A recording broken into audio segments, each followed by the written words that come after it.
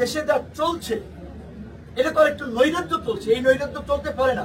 এখনই মার্কেট দখল, বিল্ডিং দখল, টিভি চ্যানেল দখল, লঞ্চঘাট দখল, খেয়াঘাট দখল, মিল ফ্যাক্টরি দখল। এই যে কোন বাংলাদেশ? এই বাংলাদেশের জন্য কি আমরা বিপ্লব করেছি? আজকে আমাদের তরুণরা এই যে এখানে বসে আছে, যারা 18 সালে কোটা সংস্কার আন্দোলন করার কারণে মাইনে ককটেল দিয়ে তারা বলছে বিপিনুল্লাহ রাশেদ তারে এই ককটেল মিছিলে মারার জন্য। প্রত্যেকটা এই শাকিলের মতো মানুষকে র্যাব আপনার অপহরণ করে নিয়ে গেছে। অনেক এই যে তরুণরা, আমরা যে 18 সালে কোটা সংস্কার আন্দোলন শুরু করে আমরা যখন বুঝতে পেরেছি যে কোটা একটা চাকরির ক্ষেত্রে একটা পয়েন্ট, রাষ্ট্র সংস্কার না হলে আমাদের মুক্তি নাই, তাই কিন্তু আমরা দেখেছেন আপনারা কোটা সংস্কার আন্দোলনের পরপরই আমরা রাষ্ট্র সংস্কারের জন্য এই গণ অধিকার পরিষদ নামক তারুণ্যের নতুন ধারা রাজনৈতিক দল, জনতার অধিকার আমাদের অঙ্গীকার, আমাদের অঙ্গীকার দেশ হবে জনতার এই স্লোগানকে ধরবে আমরা এই দলটা কথা বলি।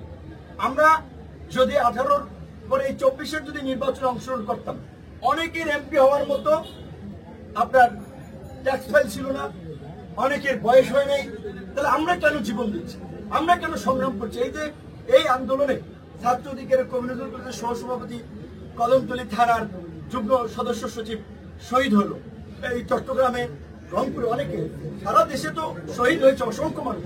কিন্তু আমি বলছি আমরা কেন লড়াইটা করছি? ছাত্র জনতা, রাজনৈতিক দল তো 17 বছরে এই ফ্যাসিবাদের পতন ঘটাতে পারে নাই, ছাত্র জনতা, আম জনতা পতন ঘটিয়েছে। আর এখন আরেক দল লোক লুটপাট শুরু করে দিয়েছে। আমরা হুঁশিয়ারি দিয়ে উচ্চারণ করতে চাই, এই আওয়ামী ফ্যাসিবাদকে, এই 17 বছরের ফ্যাসিবাদকে আমরা উৎখাত করেছি। আজকের এই নব্য লুটপাটকারীদেরকেও আমরা কিন্তু বাংলার যে যা লুটপাট করেছেন, যেখান থেকে লুটপাট করেছেন সেখানে রেখে যাবেন। এবং বিশেষ করে আমি অনতিবিলম্বে মহামান্য রাষ্ট্রপতিকে বলবো, আজকের মধ্যে অন্তর্বর্তীকালীন সরকারে কারা কারা থাকবে সেই বিষয়ে লিখিত সিদ্ধান্ত জানিয়ে দিন। অন্তর্বর্তীকালীন সরকার গঠন না হওয়াই কিন্তু আইন শৃঙ্খলা পরিস্থিতি এখন নিয়ন্ত্রণে নেই। একটা নৈরাজ্য চলছে, গার্মেন্টস জ্বালিয়ে দিচ্ছে, সোয়েটার ফ্যাক্টরি জ্বালিয়ে দিচ্ছে, ওষুধ কোম্পানি জ্বালিয়ে দিচ্ছে। এই ঔষধ কোম্পানিতে তো হাজার হাজার মানুষ কাজ করে, এই গার্মেন্টস ফ্যাক্টরিতে তো হাজার হাজার মানুষ কাজ করে। ওই ফ্যাক্টরি ধ্বংস হলে, পুড়ে গেলে ওই যারা কাজ করে শ্রমিকদের কি হবে? এই মানুষের রুটি রুজির কি হবে?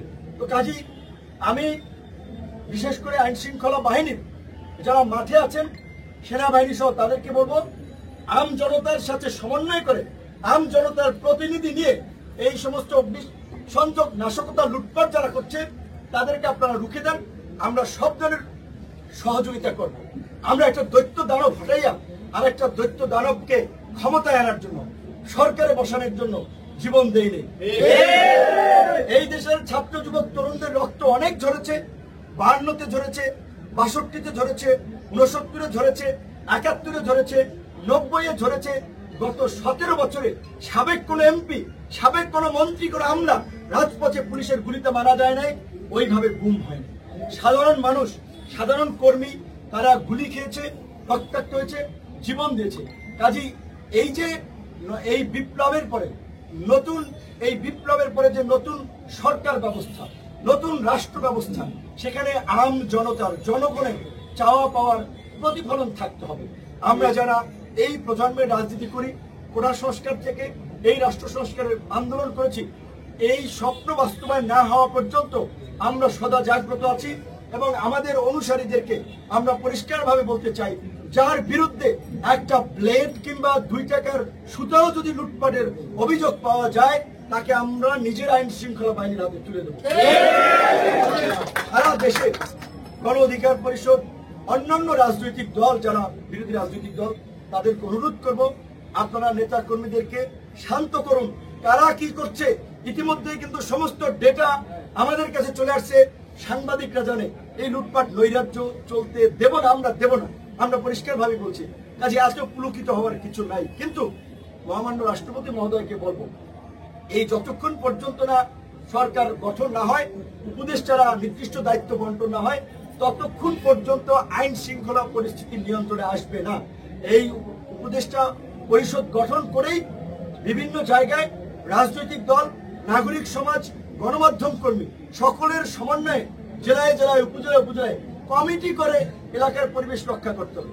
এই যে আন্দোলন করেছে আমাদের ছাত্র তরুণ, স্কুল পড়ুয়া শিক্ষার্থীরা, কলেজ পড়ুয়া শিক্ষার্থীরা, বিশ্ববিদ্যালয় পড়ুয়া শিক্ষার্থীরা, কয়েকদিন পরে শিক্ষা প্রতিষ্ঠান খুলে দিলে তারা অনেকে ক্লাসে ফিরে যাবে। তাদের তো বছর বছর একেবারে আন্দোলন করা রাজপথে থাকা সম্ভব না। কাজে এখানে গণমাধ্যমের একটা কিন্তু গুরুত্বপূর্ণ ভূমিকা রাখার সুযোগ তৈরি হয়েছে। আপনাদেরকে এইবার আপনাদের পেশাদারিত্ব দেখাতে হবে, আপনাদের প্রফেশনালিজম দেখাতে হবে, আপনাদের সেই ফ্রিডম, অবাধ স্বাধীনতা আল্লাহর রহমতে এখন আপনাদের আছে। কাজে আপনারা এগুলো তুলে ধরবেন। আজকে ছাত্র, শিক্ষক, অভিভাবক, এই যে যারা পানি এগিয়ে দিয়েছিল, মায়েরা তার সন্তান নিয়ে রাজপথে এসেছিল, ঠিক একইভাবে এই নৈরাজ্য, লুটপাট এবং আগামীতে যেন আমরা একটা সুন্দর বাংলাদেশ বিনির্মাণ করতে পারি, সেই ধরনের একটা জন আকাঙ্ক্ষার রাজনৈতিক দলকে, রাজনৈতিক নেতৃবৃন্দকে সরকারে বসানো, রাষ্ট্র ক্ষমতায় নিয়ে আসা, সেজন্য আমাদেরকে সাপোর্ট করতে হবে। অন্তর্বর্তীকালীন সরকার 3 মাসের হবে না 6 মাসের হবে না 3 থেকে 6 বছরের হবে, সেটা রাজনৈতিক দলের সাথে আলোচনা সাপেক্ষে, ছাত্র তরুণদের প্রতিনিধিদের সাথে আলোচনা সাপেক্ষে একটা সিদ্ধান্ত নিতে হবে। একই সাথে আমাদের খেয়াল রাখতে হবে, একটা অনির্বাচিত সরকার যদি দীর্ঘদিন ক্ষমতায় থাকে, তাদের তো ওইভাবে অনেকের রাষ্ট্র পরিচালনার অভিজ্ঞতা নাই। ডক্টর মোহাম্মদ ইউনূস স্যারকে প্রধান করা হয়েছে, এটা তো আমরা অনেক আগে থেকেই বলেছি যে বাংলাদেশে ডক্টর মোহাম্মদ ইউনূস স্যারের লেভেলের লোক এই মুহূর্তে নাই। সো তার প্রশ্নে আমাদের অগাধ শ্রদ্ধা, ভালোবাসা, সমর্থন আছে, কিন্তু একটা গণতান্ত্রিক রাষ্ট্র তো নির্বাচিত জনপ্রতিনিধিদেরকে যত দ্রুত সম্ভব রাষ্ট্র পরিচালনায় নিয়ে আসতো জনগণের ম্যান্ডেট নিয়ে। এখন আমরা মনে করি যে 3 থেকে 6 মাসের মধ্যে, 3 থেকে 6 মাস মেয়াদে একটা অন্তর্বর্তীকালীন সরকার হতে পারে। সেটা যদি রাজনৈতিক সকল দল, ছাত্র জনতা আরো কম বেশি সমর্থন করে, সেখানে আমাদের মতামত থাকবে। কিন্তু 3 থেকে 6 বছর যদি একটা অনির্বাচিত সরকার থাকে, তাহলে সে দেশে গণতন্ত্র থাকবে না, ওটা আরেকটা অন্যরকম পরিস্থিতি কিন্তু তৈরি হবে। কাজে এখানে আমাদের কিন্তু সতর্ক থাকতে হবে। এবং এই আন্দোলনের বিশেষ করে আমাদের লিখিত বেশ কিছু দাবি দেওয়া আমাদের সাধারণ সম্পাদক জানিয়েছে যে আমরা বর্তমানে সব রাজনৈতিক দলকে এলাকায় এলাকায় শান্তি সম্প্রীতির জন্য জনসাধারণ, নাগরিক সমাজ, সংবাদকর্মী, স্থানীয় প্রশাসন যারা আছে তাদের সাথে মত বিনিময় করার জন্য, মত বিনিময় সভা করা, সম্প্রীতি র্যালি করা, এগুলোর আমরা আহ্বান জানাই। গণ অধিকার পরিষদের পক্ষ থেকে আগামী শুক্রবার বিকাল 3টায় গণ অধিকার পরিষদের কেন্দ্রীয় কার্যালয়ে আমরা এই সম্প্রীতি আমরা একটা সমাবেশ করব, যেখানে বিভিন্ন মত, পথের, ধর্ম, বর্ণের মানুষ থাকবে। আমাদের এই ঢাকার সমাবেশ থেকে সব মত পথের মানুষের নিয়ে আমরা পুরো জাতির উদ্দেশ্যে একটা জাতীয় ঐক্য এবং সম্প্রীতি প্রতিষ্ঠায় আমরা আবেদন জানাবো। আপনাদের মাধ্যমে আমরা দেশবাসীকে আমরা জানাচ্ছি। কিন্তু এই মুহূর্তে যেটা সবচেয়ে বার্নিং ইস্যু, একজন রিক্সাওয়ালা গুলিবিদ্ধ হয়েছে, একজন ঠেলা চালক গুলিবিদ্ধ হয়েছে।